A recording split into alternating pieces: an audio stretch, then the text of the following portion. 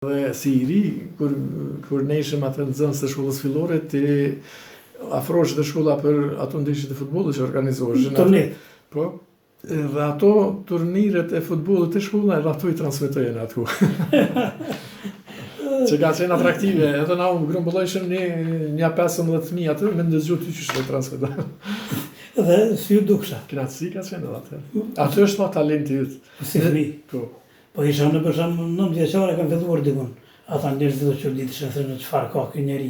Ky djala si vogël. Edhe pasioni, dëshira, dashuria. Është fat i madh nëse secili e zbulon talentin që ja ka dhënë Zoti, le të themi. Për shkak se unë besoj që secili prej nesh e ka një dhunti. Po problemi është çysh me gjetë çatë dhuntin, mas mirë të mas lehtë. Sigurisht, gjithçka nuk shkon për vetëm dëshirë, po duhet të kesh mundësinë, dëshirën, rastin, fatin, punën. Po. Është kështu? Ç'është? Gjitha këto kombinohet. Çfarë porosie doni tu për cilin breza të ri përmes këtij libri apo dy librave që keni?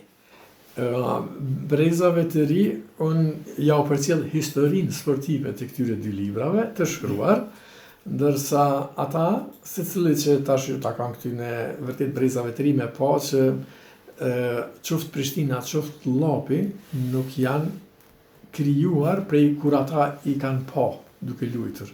Por e kanë një histori mrapa të gjatë, sepse kanë njerë për krijohet përshtypja që jo vetëm të rinë, po edhe personalitetet tjera që historia nuk fillon me një individ. Historia ka fillu herët.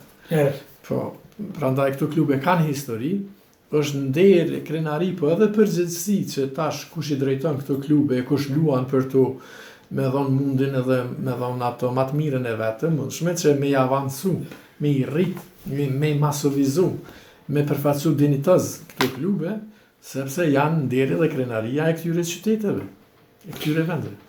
Nuk di ata bëjnë të pyetjen e fundit diçka? Hajde, këtu jam. Ato përgjigje do ta përfundojmë. Kam marrë ekskluzivisht vetëm për këtë. A diçka kishte shumë dyshime njerëzit. Kush është klubi më i madh? Është Prishtina apo Ballkani? Kështu që kishte polemika, pyetje, përgjigje, është kjo është ajo. Unë mendoj që Prishtina është klubi më i madh. Po në kohën e thoj askush mund të arrijë. Po, unë mendoj si gazetar, kronist, që sa kohë si fëmijë, si. E çka mendoni? Unë kam qenë mësafer në një studio ku ka qenë kjo temë televizive. Dhe unë nuk e marrë të drejtën me thonë përgjigje me njerë është Prishtina Llapi, po duhet mas pare për me analizuar cili klub është me madh, duhet me pas do kritere. E para, apo nisemi nga vitet, sa vite kanë si klubet formuara, apo nisemi nga titujt e fituar, apo nisemi nga kupat e fituara, apo nisemi nga sukseset ose garat ku ka bo, nivelin e garave ku ka bo pjesë, dhe nëse i shohim krejt këta parametra, patjetër që Prishtina del klub më i madh, më i suksesshëm se Ballkani. Ballkani, suksesin e vet më të madh e ka me këta titujt e fundit që i ka marrë këto në Ligën e Kosovës dhe me përfaqësimin e arrit ndërkombëtare. Ose Odrita më parasysh. Po, këto janë sukseset e pakontestueshme. Nuk e kontestojmë ne, jemi sukses edhe më tutje. Jemi krenar me tu. Po, mirë po, edhe Drita, edhe Ballkani, nëse i kthehen në historisë më mbrapa, nuk kanë diçka për të veçuar, sepse të dyja kanë marrë pjesë në gara krajnore. Po, të Ligës së Kosovës. Bile për shembull kanë qenë pozita ult. Po, kanë luftuar për mbijetesë. Po, edhe Drita sa kom pa gjatë fullëmtimit të këtyre dy edhe në Ligën e parë të Kosovës, vonë është inkuadruar, edhe pse vitin e fullëmtimit e ka 47. 47. Po, ndërsa ka gara edhe në Ligë të Qarkut atje të Anamaravës. Anamaravës në Gjilan. Po, edhe në Ligën e dytë. Në Ligën e dytë të Kosovës. Mirë po, sukseset tash janë të pakontestueshme, këto që i ka tash, edhe nëse nisemi tash nga këtë aspektin që nuk duhet të mburremi me historinë, po me këtë që është tash, atëherë ju bjen që duhet më mburrë më shumë Drita e Ballkanit, për shkak se që Drita tash luan edhe në edicionin pranveror të garave ndërkombëtare, që është sukses i jashtëzakonshëm. Mirë po, kjo që ka qenë, i bjen që Prishtina ka qenë më e madhe. Kjo që janë, të dyat janë madhe. Shumë futbollistish tash që në gjallë, që vërtet janë tash me veteran futbollit, e kam përkrarë që Prishtina është largë më largë se skuadra e Ballkanit dhe së Dritës. Me gjitha ato rezultate që përmendën që ka arritur. Mirë e ke thënë ju, e keni thënë. Sepse nuk varet vetëm një vit, 2 ose 5 vite. Por varet edhe përpara si ka qenë fillimi, pastaj vazhdimi e deri sot. Po dhe për çfarë po them, do të me caktu kriteret e gjitha ato vlerësimit. kriteret e vlerësimit. Edhe për topin e artë, kur zgjidhet futbollisti më i mirë, merret a ka qenë kampion me skuadrën e vet, Sogullaj ka shënu, a ka fituar kupë me përfaqësuesin e vet, dhe këto janë kriteret. Ka njëre dikush bjen për kriteret vetëm për faktin se s'ka qenë kampion me skuadrën e vet në gjatë edicionit. A do thotë se edhe bëhet edhe një toptar tu ose një kputin art. Ha, si gazetar. Patjetër, vetëm do të më organizu gara. Te shtëpia kam një kupë. Me një kupë e kam që më kanë dhënë.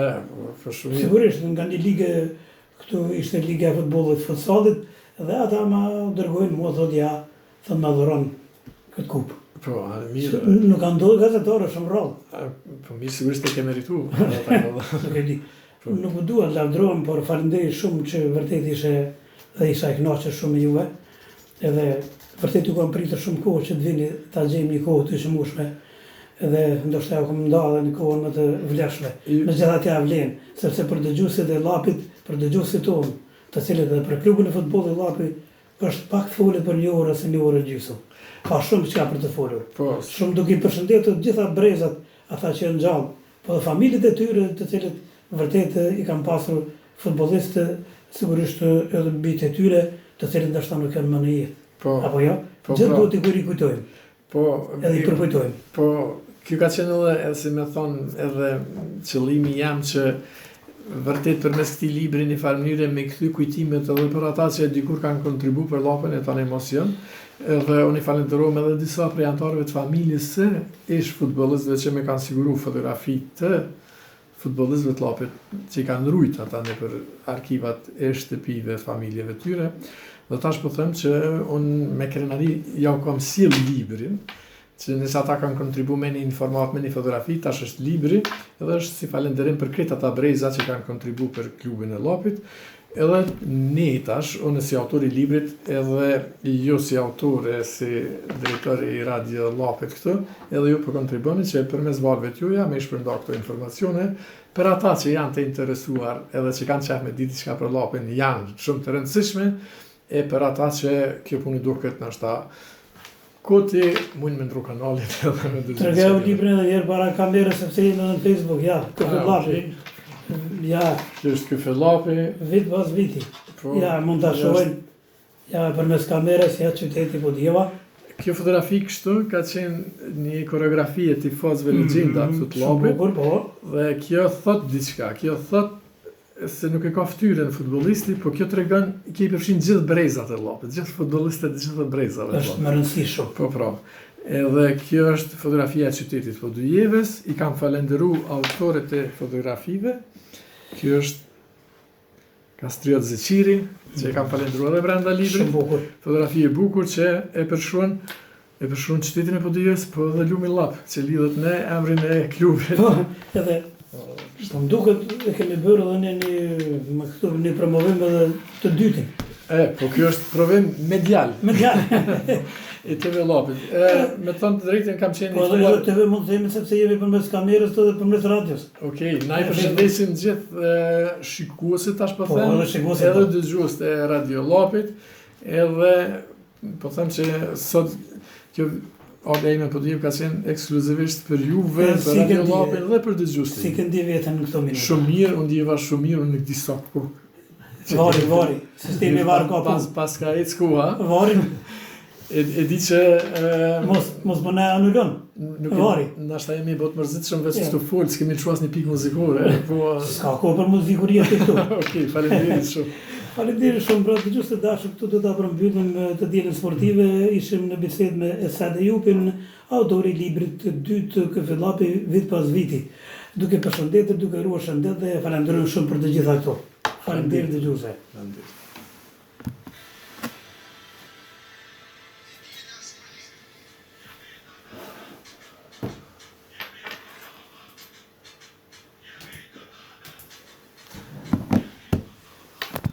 Faleminderit për çështje